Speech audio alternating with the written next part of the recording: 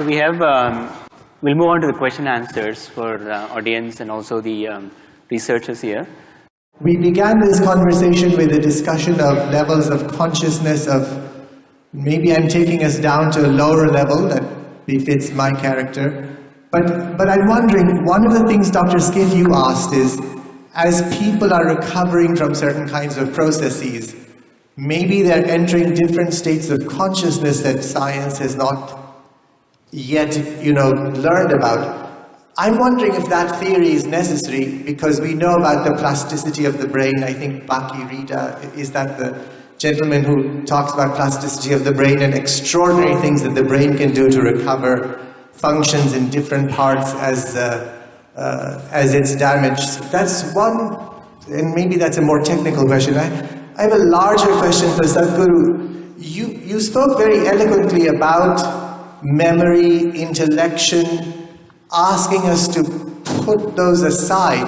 And I'm trying to understand exactly what you mean, because I haven't caught it, I'm sorry to say, because it seems to me those are the unique or extraordinary things about us as human beings, right? The fact that we have this historical memory going back to Mesopotamia and beyond, in India, thousands of years, and also as individual human beings, and intellection, which allows us to build spaceships in addition to sit here and listen to you. So I'm not quite sure how you mean for us to leave those aside or place less value on them.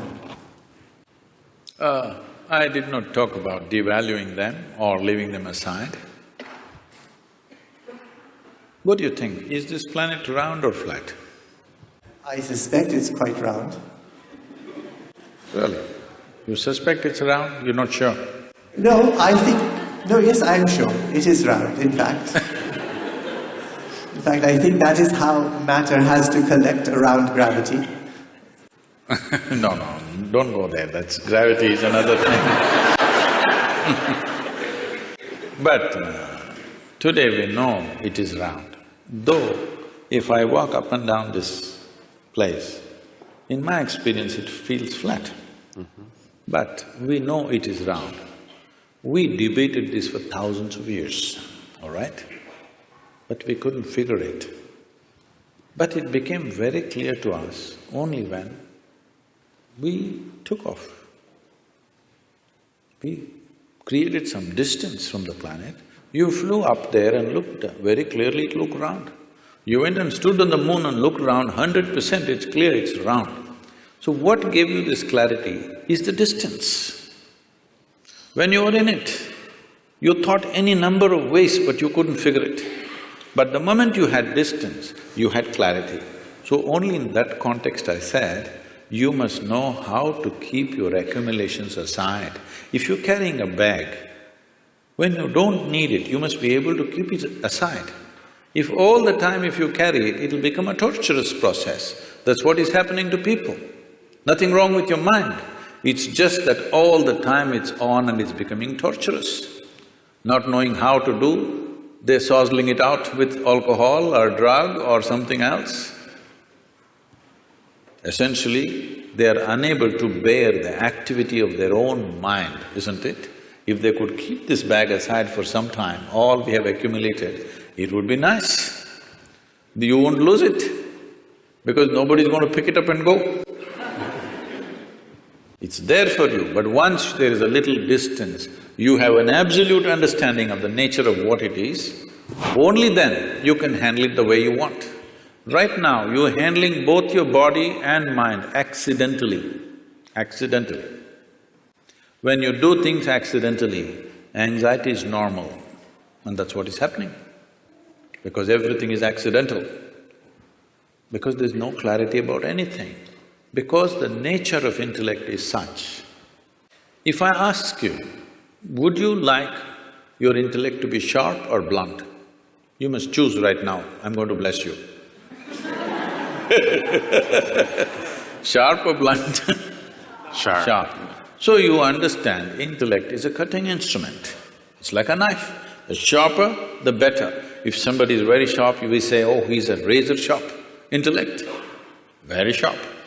So cutting instrument can be used for dissection. With dissection, we know many things. But did you do science in your high school? You cut open that frog and saw how the heart was pulsing? The frog didn't think much about it, that's another matter. But you came to know so many things in this world, slicing a human body, slicing a flower, slicing an atom, we discovered so many things. But is this a complete way of knowing? Can I know you by dissecting you fully? Is it possible? Maybe I will know you better by including you, by engaging you, rather than dissecting you. By dissecting you, I may know your heart, liver, kidney and spleen, but I will not know anything about you. Only by inclusion I know. So, you are using a cutting instrument, or let's say you take your knife and try to sew your clothes, you will have tatters. So this is what is happening with approaching everything intellectually. Everything is going into tatters. We are trying to sew with a knife, it's not going to work. There are other dimensions of intelligence. In the yogic way of looking at things, we look at human intelligence as 16 parts. Out of the 16 parts, to make it simpler, we can make it into 4 categories. It's called buddhi, ahankara, manas and chitta. Buddhi means the intellect, it's the front end. This is essentially a survival kit. Without your discriminatory intellect, you wouldn't be able to survive on this planet. You have to discriminate. Now here a deer came and here an elephant came, you should know which way to go, otherwise you wouldn't survive. Discrimination is constantly on, which is keeping you alive right now. Otherwise you wouldn't know whether to walk into whether to walk on the sidewalk or in the middle of the road, you wouldn't know. So there is a discriminatory process which is keeping you alive. It's a survival instrument. Without it, you cannot function. How does this survival instrument function? What is its nature? We will not go too much into that because they're timekeepers. But it is something that everybody knows. The next dimension is called ahankara. Ahankara means identity. What kind of identity you fix, that is how your intellect will work. Right now you sit here and say, I'm an American. This thinks and acts like an American all the time. Or I say, I'm an Indian. It thinks and acts like an Indian. In India, there's a classic thing happening in our own generation. It was all one nation. Somebody drew a line and said, this is India, this is Pakistan. Suddenly, some line that somebody drew and nobody knows where exactly the damn line is, still the dispute is going on. All right? But suddenly, if you're on this side, you have one kind of emotion and thought, if you're on that side, you have a completely different emotion and thought.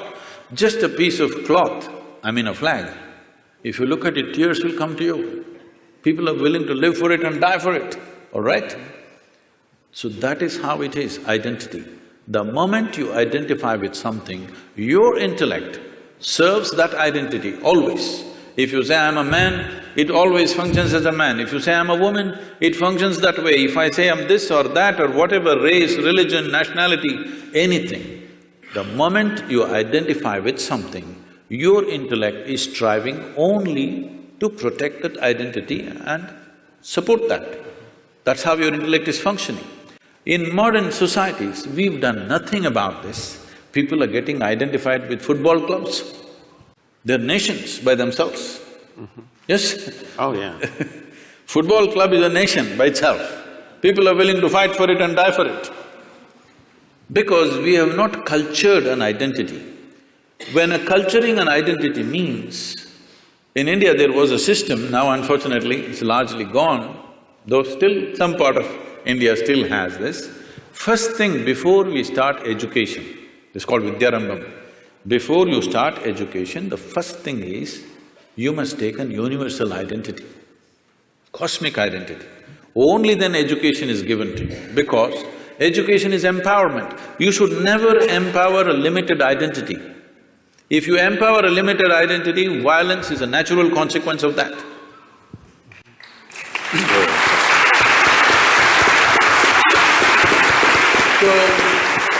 So, just tell me, what is it that we are fighting for on this planet? My identity versus your identity. It may be race, it may be religion, it may be nationality, it may be region. Essentially, my identity fights with your identity because I'm identified with this, you're identified with that. So, before you empower a human being with education and knowledge, first thing is you must fix a cosmic identity for that person. This used to be called as Aham Brahmasmi. First thing is a child must say, my identity is cosmic. I belong to the cosmos, not to these parents who are sitting with me right now. I love them, they have nurtured me, but my identity is cosmic. The child has to utter this. Only then, first alphabet is taught to him, because it was education as seen as an empowerment. Just tell me, today in the world, are uneducated, illiterate people causing more damage or educated people on the planet causing more damage to the entire planet?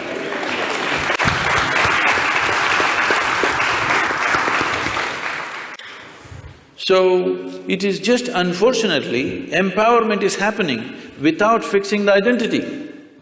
With my limited identity, if I study all kinds of nuclear science, what am I going to do? I'm going to bomb you, that's all I'm going to do to you. What else will I do to you? That's all I will do to you because this is my identity. You stand against me, suddenly I have to do something about that. So whatever capability I have, I'm going to use it. That's what is happening. So identities have not at all been worked at, that's a big problem.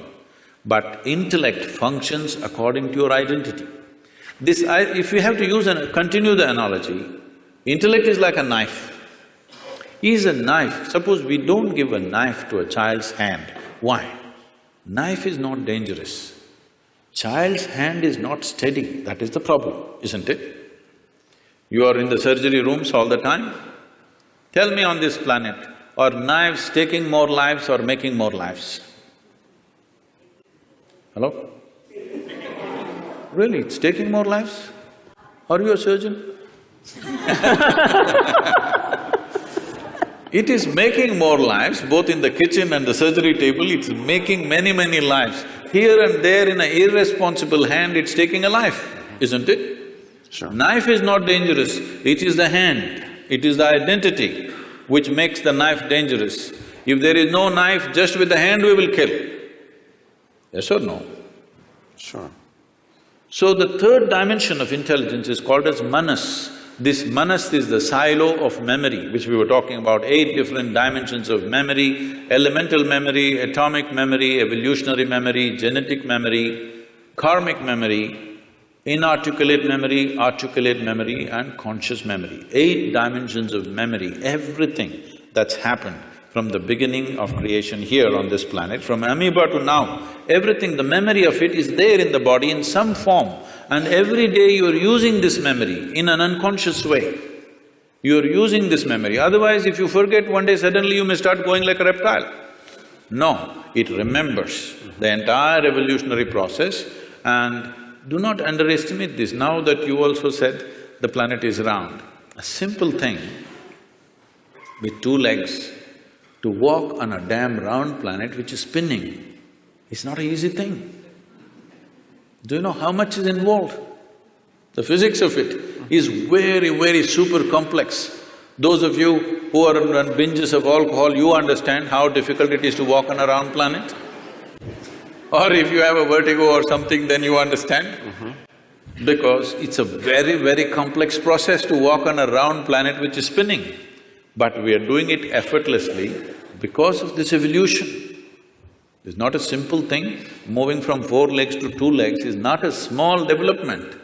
A whole lot of neurological development has happened. Only because of that we are able to walk on 2 legs.